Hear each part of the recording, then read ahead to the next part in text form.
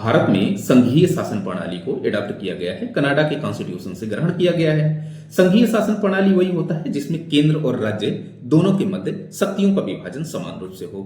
लेकिन आप तो पाते हैं कि भारत में संघात्मक के साथ साथ एकात्मकता के गुण पाए जाते हैं, मतलब कि केंद्र को राज्य की अपेक्षा ज्यादा पावर दी जाती है ताकि भारत की एकता, अखंडता और बंधुता बनी रहे। खैर, ये अलग प्रकार का टॉपिक है, एक केंद्र राज्य संबंधों का टॉपिक है, तो इस पर आज डिस्कशन नहीं करेंगे।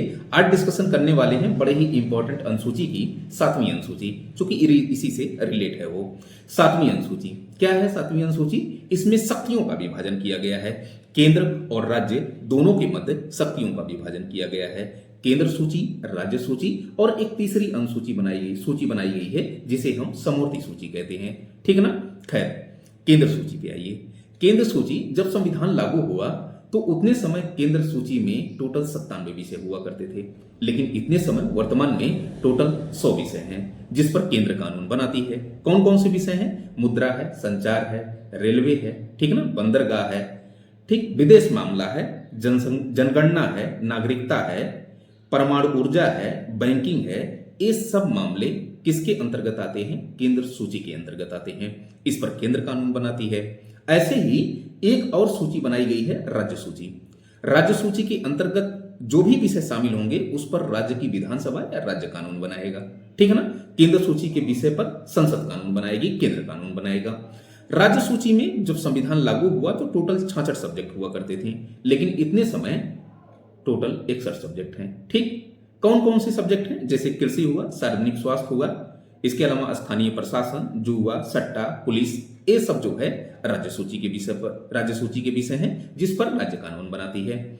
ऐसे ही एक और सूची बनाई गई है, समवर्ती सूची। समवर्ती सूची एक ऐसी सूची है जिस पर दोनों कानून बनाते हैं, जैसे आपराधिक कानून हो गया, जैसे तलाक हो गया, विवाह हो गया, ठीक है ना, परिवार नियोजन हो गया। इन सब पर केंद्र भी कानून बना सकती है, राज्य भी कानून बना सकती है, ठीक है ना। लेकिन सवाल यह है कि केंद्र भी, मान लीजिए कि शिक्षा है, समवर्ती सूची का विषय है, शिक्षा पर केंद्र भी कानून बना दे, राज्य भी कानून बना दे। अगर दोनों के कानून में टकराहट उत्पन्न हो जाए, विवाद उत्पन्न हो जाए, कंट्राडिक्शन उत्पन्न हो जाए, तो किसका कानून मान्य होगा? केंद्र का कानून मान्य होगा, ठीक है ना। तो समझते हैं थोड़ा सा कि ये जो समवर्ती सूची है, समवर्ती सूची जब अपना संविधान लागू हुआ, मतलब कि 26 जनवरी 1950 को, उतने समय टोटल इसमें 47 विषय हुआ करते थे, 47। लेकिन वर्तमान में इसमें टोटल 52 सब्जेक्ट है, 52 सब्जेक्ट हैं। कैसे?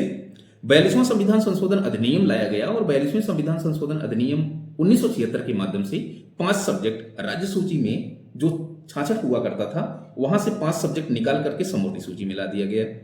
इसीलिए वहां से 66 से 61 हो गया और यहां से 47 से 52 हो गया। कौन से सब्जेक्ट जोड़े गए? बार बार क्वेश्चन पूछता है। शिक्षा है, ध्यान से एकदम सोचिएगा, वन है, वन्य जीव एवं पक्षियों का संरक्षण है, शिक्षा है, ठीक है ना, मापतौल है और न्याय प्रशासन है। ये 5 सब्जेक्ट राज्य सूची के विषय से ला करके समवर्ती सूची में शामिल कर दिया गया, ठीक। दोनों इस पर कानून बनाते हैं। खैर, मैं आपको यहां पे बताते चलूं कि मान लीजिए कि केंद्र सूची, राज्य सूची और समवर्ती सूची, तीनों सूचियों में अगर कोई विषय हो ही ना, कोई नया विषय जनरेट हो जाए, जैसे कि आपका स्पेस, अंतरिक्ष, या फिर कहें कि क्रिप्टो करेंसी वगैरह, जो नए नए सब्जेक्ट आ रहे हैं यार, स्टेम सेल वगैरह, जो भी है, मतलब कि जो नई चीजें आ रही हैं, है ना, आधुनिकता का ये दौर है, नई सब्जेक्ट आ सकते हैं, तो सवाल है उस पर कौन कानून बनाएगा? केंद्र कानून बनाएगा। कहां से ये प्रावधान लिया गया है कि केंद्र कानून बनाएगा? ये कनाडा के कॉन्स्टिट्यूशन से लिया गया है। इसको क्या कहते हैं? इसको हम अवशिष्ट विषय कहते हैं। तो जो अवशिष्ट विषय हैं, जो नए विषय, इनोवेटिव जो विषय हमारे पास आ रहे हैं, उस पर, अवशिष्ट विषयों पर कानून बनाने का काम केंद्र करेगी। आज के लिए फिलहाल इतना ही। Thank you so much.